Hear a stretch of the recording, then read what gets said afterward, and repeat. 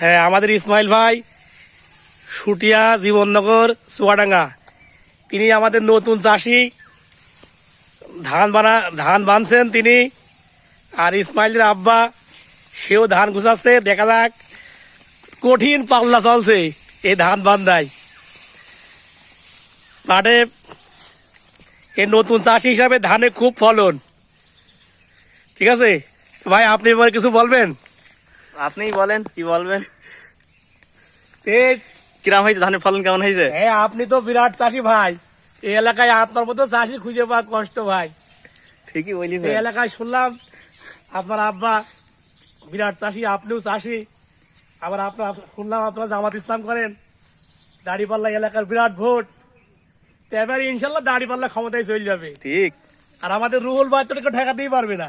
ঠিক বলিছেন। ঠিক না ভাই? তো এই ভাই আমার একটু চাষ শিখাতে পারি। আচ্ছা, নাঙ্গল কোদাল নিয়ে লেগে যান। হ্যাঁ, এই চাষ করবো। আর এখন দাড়িপাল্লার ভোট করতে হবে। এই ধান তো দাড়ি পাল্লাই মারতে হবে তো। হ্যাঁ, দাড়িপাল্লায় মারতে হলে তো দাড়িপাল্লায় ভোট দিতেই হবে। এটা তো নিশ্চয়। তা তো ঠিক। ঠিক না? তাহলে এবার ভোট দেবো কাশি। এবার ভোট দেবো দাড়িপাল্লা। ইনশাল্লাহ। ইনশাল্লাহ দাড়িপাল্লা এবার বেরিয়ে যাবে ইনশাল্লাহ। কেউ ঠেকাতে পারছে না। ইনশাল্লাহ, ঠিক আছে।